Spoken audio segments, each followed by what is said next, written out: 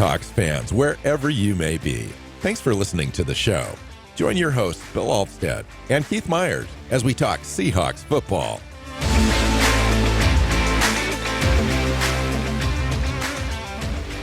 Hey, hi, Seahawks fans. Welcome back to another episode of the Seahawks Playbook podcast. I'm your host, Bill Alvstad, sitting down with co-host Keith Myers, here to talk Seahawks football. Today, we're going to talk about the Senior Bowl, what we saw during the week as far as prospects go, a little bit of the game type stuff, who stood out, who kind of failed to show up, all that stuff as we lead towards looking at prospects for the 2024 NFL Draft taking place in April. It takes a while, so we start now. Everyone starts now. The Senior Bowl is really kind of the first game to get the ball rolling. At the end of the month, we're going to have the Combine, so we're going to be starting shows highlighting position groups and all the players in those groups leading up to that process and beyond. So it'll be kind of a fun thing for us. It's one of the funnest things that we do on the show, actually, is kind of gear up for the draft. So I know that, Keith, we wanted to just touch base on the coaching assistant search for the Seahawks. Got a little bit of news as it relates to offensive coordinators. How you doing, Keith? Welcome in, man. Yeah. So the news it's news, but it's also not news. So the Seahawks requested permission to talk to Mike Kafka about the offensive coordinator job. He's already interviewed twice for the head coaching job and then didn't get it. And the Giants said no.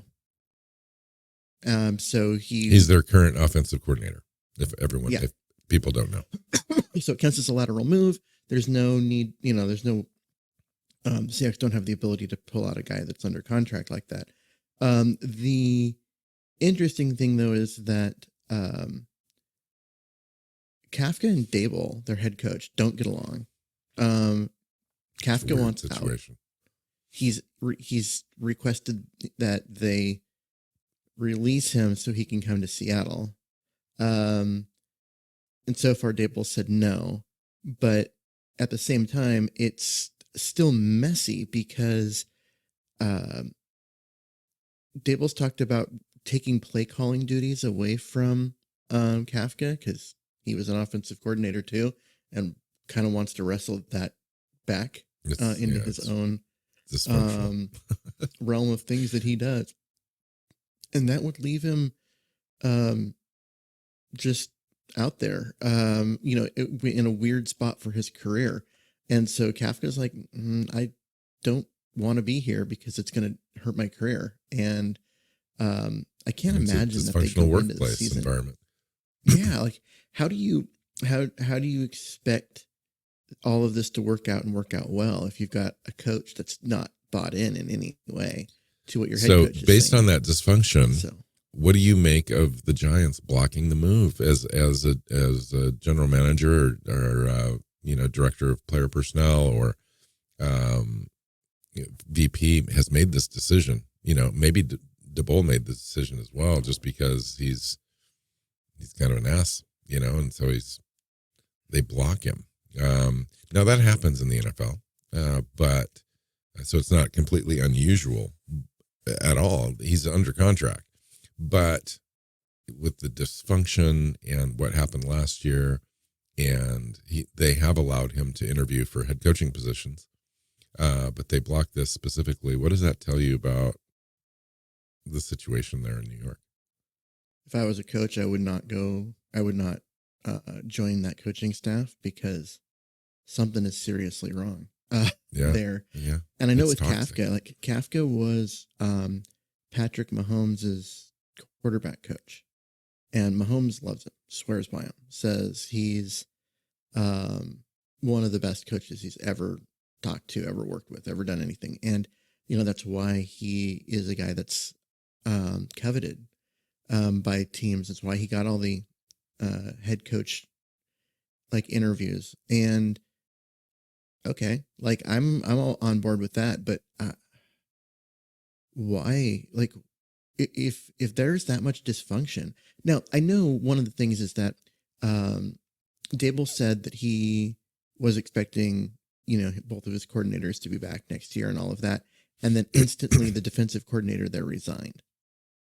I was like, no, I'm out. And so this blocking Kafka might be trying to have at least some continuity across the coaching staff and not have just everybody bail and have a completely new coaching staff underneath Dable. But honestly, like, if a guy wants out, how are you going to keep him and expect him to do a good job? Like, I don't know. It's bad news. Would he be the best especially for candidate Kafka. that's the Seahawks would be looking at? Obviously, we're looking at the pass game coordinator from Detroit. We're looking at the offensive coordinator, the current offensive coordinator for the Alabama and previously the Huskies. Who's the best guy for the job? Eric Bieniemy, who just got let go from Washington, got told that he won't be, that Quinn's going to replace him. As soon as I read that yesterday, I was like, come on, Seattle, go do it. Get it done. This is a guy who wants to be a head coach and therefore wants responsibility. He wants play calling duties. He wants all of those things. It's the only reason why he left Andy Reid. And he's really freaking good. And so, yeah, go get him and give him the authority to run his offense his way. And then, okay, when he gets to become a head coach in a year or two, figure out how to replace him then. But you want to win now? He's the guy. Well, I mean, he's always interviewed for head coaching jobs, but it's never had an opportunity. So, I mean, the first like 6 years in a row. Mm-hmm. But he didn't actually get any this year. Not that I remembered reading about. But that's also True. because he was on Ron Rivera's staff and Rivera just got fired. But I mean, they made Sam Howell look like, I mean, he broke a bunch of records and stuff despite being mildly talented as a quarterback. And there's a lot to like there. Clearly an offensive mind that gets the job done. So I'd like to see them go there. They probably won't. Because they're probably going to. It's interesting because we're building a young staff. And Bieniemy's not quote unquote young anymore. He's what, 40, mid 40s, or close to 50. Yeah. And so I'm not sure. I'm not sure which direction they want to go. I mean, I would love the experience. Kafka and Bieniemy would fit that bill. The other two guys are so raw.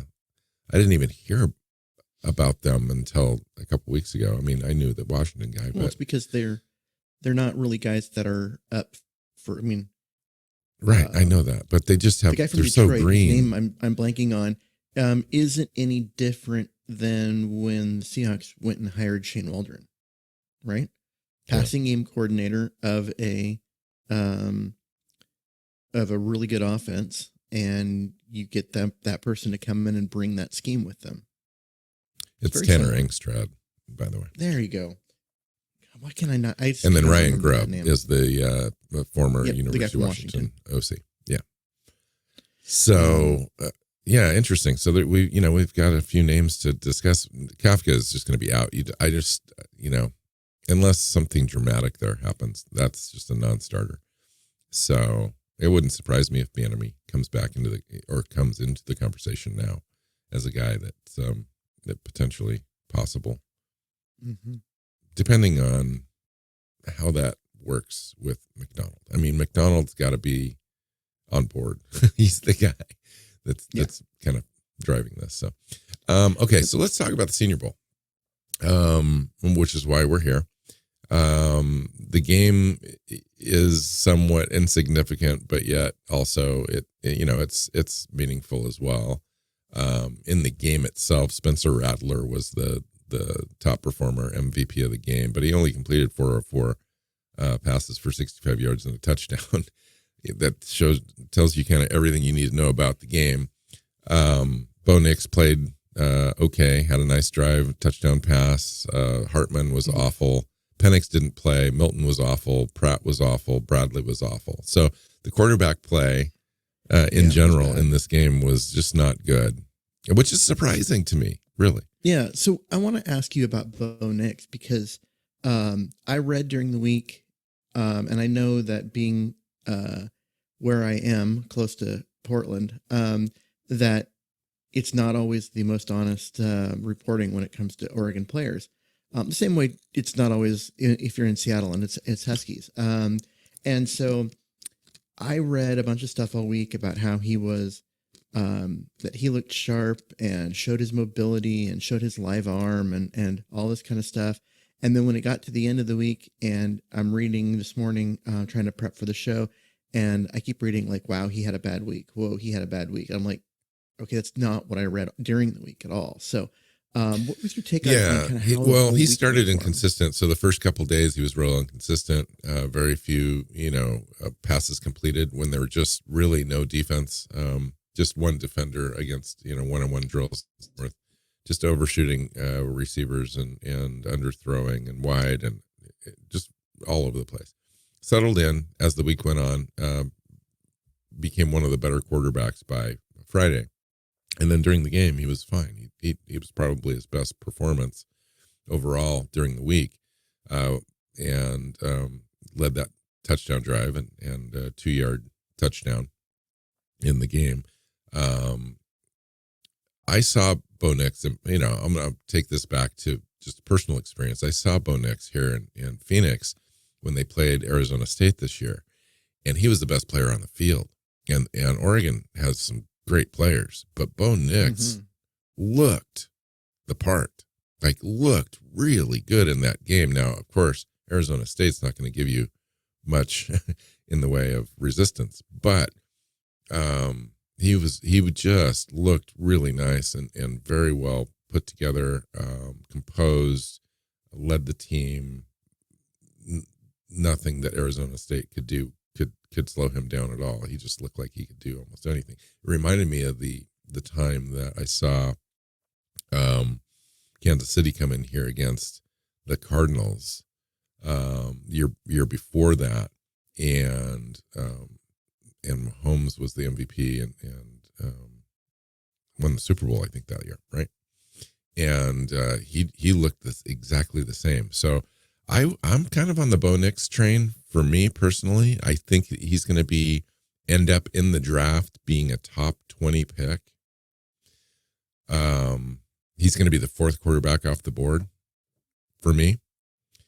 And there's a reason for that as far as Penix is concerned. And for me, it's just the ACL type stuff that Penix has and an older prospect. If you're going to go with an older prospect like Bo Nix, he doesn't have the medicals. And I think that they're fairly even when you really break them down. I think Bo Nix could have easily led Washington with Washington's roster to the national championship game as well. I mean, it's that close for me. So I think he's a great quarterback. I think he's going to be a good NFL quarterback. So this week really for me just kind of solidified him in that first round conversation. It really didn't diminish him. There were a lot of quarterbacks here, and Penix didn't really do anything either. I think he had a great week of practice, and he didn't elect to play in the game. I think he was just kind of preserving his practice week and didn't want to take chances with injuries during the game.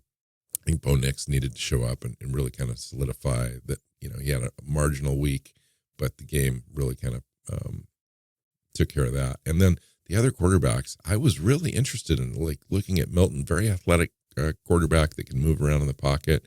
Michael Pratt, and these guys are kind of fringy, back into the second round to the fourth round kind of guys.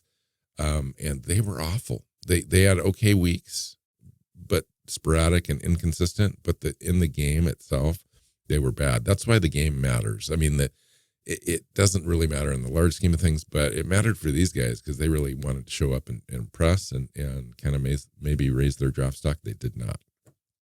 Yeah. I know that with Spencer Rattler, I mean, he's a guy that I was interested in watching simply because of his arm talent. I mean, there was a reason why he was, a couple of years ago, he was a preseason, Heisman watch kind of guy. And by the end of the season, he'd lost his job. he'd been benched. And I was like, okay, there's a lot of talent there. There's a lot of arm talent. Yeah. He's a big guy. I know he had to transfer and to South Carolina and do that kind of stuff, but it felt a little Jalen Hurts-ish, and where like Hurts lost his job to Tua Tagovailoa in college, but has still been a really, really nice pro. And so I was interested in seeing him and having him come out and, do well in the game was nice to see. But what I saw during the practices was a lot of inconsistency, a lot of accuracy issues where he just wasn't sharp as far as getting the ball on guys like you'd want, like just right in the hands, like they were just having to reach a little too much, catch balls behind them, that kind of stuff. But man, that guy's got an arm. Yeah. I think if there was a quarterback that won the week, it was probably Penix. Consistent throughout the week, except for the first day. The first day was rough for everyone, but they were just getting used to guys' speed and whatnot. But he kind of settled in, had the best week, and then didn't play in the game. But yeah, Spencer Rattler, I don't know that he necessarily did anything to squash the interest in him. In fact, I think it kind of raised it a little bit, especially with the performance in the game itself. I think everyone's going to be looking at him in the combine and comparing guys' motions and interviews will be critical for him. I think he's still kind of a fringy second round guy, but a team's going to take a chance on that athleticism and his improved play over his college career and take a shot. Couple other guys that played well in the game. Oregon safety Evan Williams had a great interception in the end zone, showed some nice athleticism. Washington State's Chow Smith-Wade had a diving interception and then returned it 83 yards to the 1 yard line, and juked a bunch of guys to, force six missed tackles to get to that spot. Tyke Smith, safety out of Georgia, had some really nice plays, 3 pass breakups, and he looked every bit of the part of a kind of a hybrid safety that you would love to have on your team. I think he's going to kind of be a name to watch actually for Seattle, because he's not going to be a first round guy, but could be in the second round. I know Seattle doesn't have a second round pick, but they can manufacture something in there to kind of move around if they were targeting a certain player. I know that Mike McDonald really loves safety play. It's important to him to have good safeties and young, cheap talent, fast, explosive, violent tacklers, physical guys like Tyke Smith would be a good option. Florida State's defensive tackle, Braden Fisk, had a good week. Made some nice plays, has great effort, explosiveness, quickness, moving up and down the defensive line. And then Cedric Gray and Nathaniel Watson had 7 tackles apiece in this game. And that was kind of it. I mean, as far as people that stood out, there was players that stood out more during the week, and that's the most important stuff. I think Quinnen Mitchell, the cornerback out of Toledo, probably had the best week out of any player at the Senior Bowl. He's a smaller guy. I think if I remember correctly, Keith, he's going to be like 5'10", 185 range as a corner. So he's going to be more of a nickel guy. But he played outside in this, a lot this week, covering wide receivers, and the wide receiver group in this at the Senior Bowl was pretty decent, and he did a pretty decent job playing on the outside and taking leverage away and good in coverage, play on the ball, that sort of a kind of a player. So somebody to watch. Well, and another guy, if you're looking for a cornerback, which I don't think Seattle is, but hey, well, I didn't think they were last year either. Jarvis Brownlee, cornerback out of Louisville, had a really nice game. In fact, one of the things that was interesting is, like, usually in one-on-one drills with the cornerbacks and the wide receivers dominate because there's just too much field and no pass rush. But Brownlee was able to just match up with anybody, and in drills that are supposed to be unfair to the corners, he just looked really dominant, and that's kind of unexpected. But yeah, there were some. I think Cam Hart had. Go ahead. I'm going to say there were some really good performances this week. Yeah, I think Cam Hart's another cornerback that looked good this week from Notre Dame. Sticky in coverage, a little more polished than some of the other corners that were there. Potentially like a third round kind of a guy. He showed well during the week. I think other guys that stood out, Jackson Powers Johnson, the center from Oregon. This is a guy that made me fall in love. There's always a lineman at the Senior Bowl that somehow explodes. And now I knew Jackson Powers Johnson prior to the Senior Bowl. I knew he was going to be kind of a first round guy. But at the Senior Bowl, you separate yourself from all the other guys. If you just show up and you just have the ability to win one-on-ones and all those sorts of drills that happen at the Senior Bowl. And he did, the ability to latch on and quick feet, the aggressor, strong base, finishing blocks as far as having a mean streak, quote unquote. He's the guy now. And he's a bigger guy too. He's like 6'3", 6'4", 325 pounds, I think, something like that. I don't know the kind of offense that is incoming now for the Seahawks, because we just haven't signed up a offensive coordinator. But the kind of team that I think McDonald wants is a physical team, a team where you exert your will, dictate terms against defenses and so forth. Not unlike what Seattle used to be with like Marshawn Lynch. I think that's the kind of offense, I think the vision that they want to have.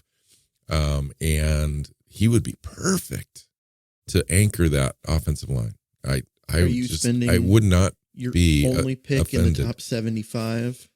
I would not be offended, Keith, if they went offensive lineman, or a player in the trenches now, offense or defense. I would not. I would have a smile on my face if they walked out of the draft in day one with Jackson Powers Johnson as our offensive center for the next decade. To me, that would be a success. I'd like to have him on the roster. I think as far as draft strategy goes, that would be really hard to stomach. It's hard. It would be hard, but what are you going to do? That's where he's going to go. He's going to go in the top 20. But I'll tell you, within this, the Senior Bowl group, it wasn't just him. The tackle from Oregon State. Look, all of the offensive linemen. Okay, normally you look at practices and you look at one-on-ones, and the defense always dominates. They just do. And if you have a offensive lineman that holds up most of the time in those drills, you're like, okay, that guy's kind of probably going to be a high-end pick. This year, it just felt like the offensive linemen did their thing, like all of them. There's a lot of good performances. This is a really nice group of guys. Like, yes, you mentioned Oregon State's Talise Faluga, Oklahoma's Tyler Guyton, Christian Jones from Texas. There was just a bunch of guys that just showed up. And then there were some guys that didn't even participate, like Troy Fatnu from University of Washington, Cooper Beebe from Kansas State, and the kid from Georgia, Van Pran, Cedric Van Pran, offensive center. Those guys didn't even, kind of show up. And they're all, top end talent guys as well. So I agree not just in the Senior Bowl, just overall prospects in the NFL draft. This is going to be a fun year for you, my friend, because we're talking about draft strategy wise. When you're saying, oh, we go get Powers Johnson at 16, I'm like, I don't think you do that, because you're going to get a guy that would normally be a second round talent in the third, because there's just so many good offensive linemen. So I think when you have those two picks that are right next to each other, in the middle of the third round, you wait and you take them there. The only reason that I would argue in favor of my guy would be he's so embodies everything that you want about your offense and about your team, that you know that having this guy on your roster is truly, he's separated himself from the other centers so much so that that would make sense for you. He's going to do that for some team. Now, it's a luxury to be able to draft a center that high. I get it, Keith. I do. So I don't know if Seattle has that luxury, but I wouldn't be offended if they invest early in the draft, in the trenches. I think that they should. Now, they could go quarterback, something like that. That would be crazy, and everyone would be, happy about that. But really what this team needs is an identity in the middle of both the defense and the offense. And we don't have that right now. A defensive tackle or an offensive center. Now, the kid from Michigan, Oluwatimi, that guy could be the guy. I don't know. Maybe obviously they're going to have some evaluation of their current roster before the draft, and maybe he's the guy. But when you're talking about running potentially a power scheme, you talked about this a little bit last show. Is Oluwatimi that guy? I don't know. Maybe he, after spending a full off season in the weight room, maybe he becomes that guy. But we have some serious defensive lines just in our division, where we saw Evan Brown get dominated again this year. And the year before that, it was another center. I can't even remember his name. And then the year before that, it was somebody else. And we've just not had any centers that are able to dictate terms to defenses. And I think that we need to probably go in a different direction. And Jackson Powers Johnson, for me, is embodies that idea. Yeah. So, I mean, I understand where you're coming with as far as that. It's just, and this is coming from the offensive line guy that thinks that you've got to have an offensive line. It's a draft. If they had their second round pick like normal. Well, let me ask you this. Maybe this would be easier to answer. So we've currently got our situation solved with Cross at left tackle. We currently don't have a starting left guard on the roster. Our current left guard is an unrestricted free agent. Our center is an unrestricted free agent, Evan Brown. He's gone. The backup, Oluwatimi, he's not actually is there, but we don't know. We didn't see enough, maybe, of whether he could handle, starting in the NFL for 17 games. I think he could, but let's see. And then we're talking about at right guard, Bradford is going to be the guy. At right guard, so we know that he's more of a power guy anyway. And then at right tackle, we've got Abe Lucas. So the two interior guys are the unknowns on this line currently, and so we have to solve Lewis. Now, I think they probably try to bring him back. That leaves the center position. So if you don't need a tackle in this draft, and it's really heavy tackle draft, where do you go with that 116 overall pick if you're really kind of trying to invest in the trenches? Defense.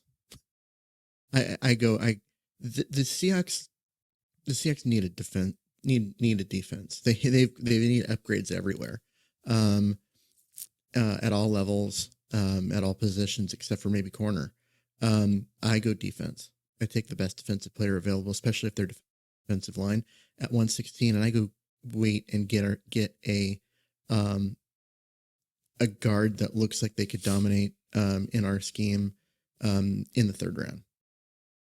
That's where I would do it. And I think you can. I mean, I guess if you're at 116 and you want to move down to like 121 and pick up an early third or late second, something like that, in the process, and then you can take offensive line, because then you've got an extra pick, right? Then you've added another lottery pick. Yeah. Yeah. Right. And so you add in another top pick so that way you can go get your defensive guy then. But I still think that you look at this team and they need defense a lot more than they need anything on offense. Now they do absolutely need to fix the line. And a lot of that will have to do with getting Abe Lucas's knee healthy. And then figuring out what they want to do at center and guard, like you said. But yeah, I mean, it's really like, I still think the defense is a bigger problem, and I would fix that. And there's some nice players, some players that I would really love to have on this team in this draft that will be available there. What did you think of this week? We saw Trevonde Sweat, I believe, the kid from Texas. Now he's teammates with Byron Murphy, the other standout defensive tackle from Texas. They're quite different players. Byron Murphy is more of a guy that can move around a little bit. He's a little bit more athletic. He's going to get some penetration. Sweat's going to take up double teams. He's going to be your anchor at nose tackle, depending on the scheme. I do know that McDonald's had some big players on their roster in Baltimore, and we don't have any other than Brian Monet, and he's going to get cut, and he isn't the type of player I think that we're talking about. Even though he's 350 pounds, he's not a real stout run defender anchor guy that can take double teams regularly. Yeah. But the Sweat in this game or in this week, I thought was somewhat inconsistent, and I was a little worried. So there was a little worrisome signs this week with him. This is the big 345 pound defensive tackle from Texas. Actually, I'm talking about. He or 360 maybe. He did not officially weigh in. Okay. Because he did not want a number attached to him yet, and he's going to wait for the combine to that. But what I read was that people were looking at he might have been in the 360 to 365 range. That his weight and size is going to be a problem with him. That he's going to fluctuate, and you're going to have to stay on him and keep him fully engaged in the conditioning program and that kind of stuff. And those things, that statement right there, is going to cause him to plummet in the draft. And this thought that he was going to be a late one. Now he may be 2 or 3. And honestly, if he drops and he ends up where that's the concern and he's dropping, I'd take him when Seattle's 3rd round picks come around, because go look at his tape. He may be that big, but he isn't a lumbering, just mountain that can't move. He moves pretty damn well for a guy that size. The overarching thing, regardless of his size, was his inconsistent play at the Senior Bowl during practice week. Sometimes he'd be on, sometimes he'd be off. Sometimes he'd allow offensive linemen to work him over. And other times he was dominant with a bull rush kind of a thing and just plowed over people. And so that's going to be the thing. I think that drops him more than anything else is just that inconsistency and maturity, essentially is what that is.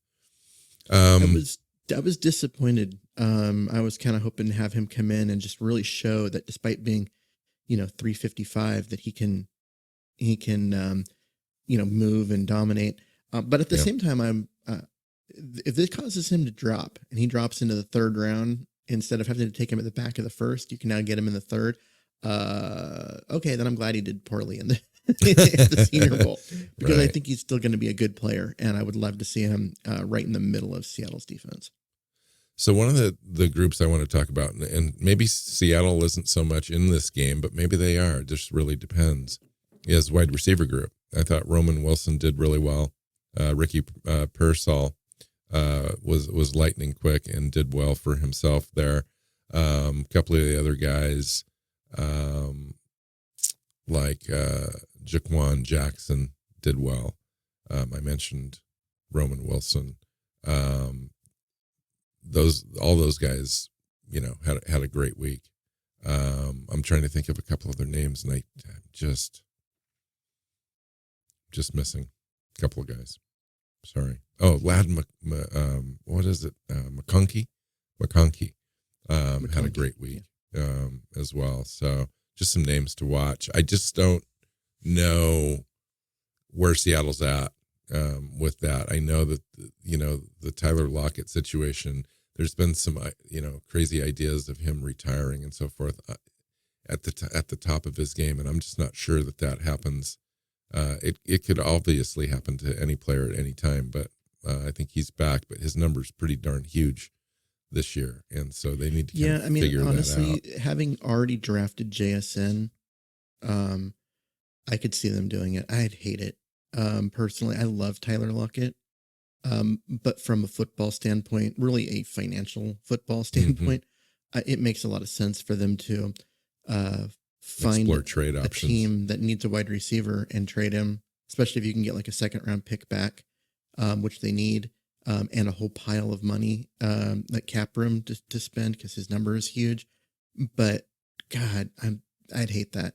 And that's not a guy you can just replace. I mean, I understand they've got, but JSN and Metcalf and Tyler Lockett, that's what made the group strong, was having three guys there. You trade away one of the best guys, if not the most consistent player in the last 6 years for the Seahawks.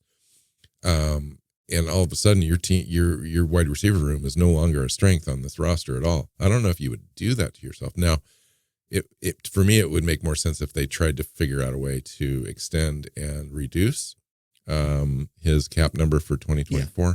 But I'd agree with that. Like I'm just saying that ideally from my point of view, I would say, extend, give him, another year or two, get his cap number down from the 24 that it is down to, 16 or whatever for this year and be happy about it. I'm new coaching staff, new offense. They may look at this and go, let's go younger, let's go faster. You never know. And make that change. Or maybe they want to go bigger. Like South Carolina's Xavier Leggett, who is in this game and is just a big guy at 6'3", but surprisingly fluid in his routes. And, is the kind of guy that can come in and make an impact right away. And, or Ricky Parasol, because, Parasol's like 6'1", but he's lightning quick. He's got the ability to separate and all that stuff. And he's physical and he's good with jump balls and all that stuff. Really impressed this week. I really liked him. Just getting started on the evaluation process. So I haven't gone through the complete list of wide receivers there that are going to be at the combine and in the draft. But boy, he kind of opened my eyes up. Roman Wilson, now, if you're looking for a Tyler Lockett duplicate as far as size, 5'10", 186 pounds. But Roman Wilson really stole the show this week as far as being consistent, effortless, gliding, kind of change direction, route runner at the combine, just ready-made plug and play wide receiver. But you're going to have to spend a first-round pick to get a guy like Roman Wilson, and I don't think Seattle is going to do that. Not 2 years in a row. I don't think so. I mean, they could shock. You never know. But John Schneider's still in charge of the draft, so we still have the same guy that's driving the train here as far as the draft stuff is concerned. He's going to obviously get McDonald the kind of players that he wants, and this year is going to be there's so many unknowns. It's going to be wild. It's almost like we're going to need to prepare not only ourselves, but prepare everyone else for a full range of players based on who we pick for the offensive coordinator. And then it's just going to be like, this is going to be a learning experience for us and for everyone as far as what direction now does Schneider go with McDonald as the head coach, and the type of players that they like to have and will draft and consider this year. Maybe they didn't consider in the past, or Pete Carroll got his way on certain picks. We just don't know exactly which ones those might be. This year will kind of tell, I think, a little bit about his impact on selections that they had in the past. So almost anything can happen, I think. Agreed. I expect them to draft a lot of defense because the team needs it, and because McDonald's a defensive coach and he's going to want to revamp this defense quickly. And I'm going to expect him to draft very athletic, versatile players, because that's what Yes, McDonald that's the calling card. had in Baltimore and what his system kind of requires. So other than that, you're right. We don't know, especially on offense. Like, we don't even know what scheme they're going to run.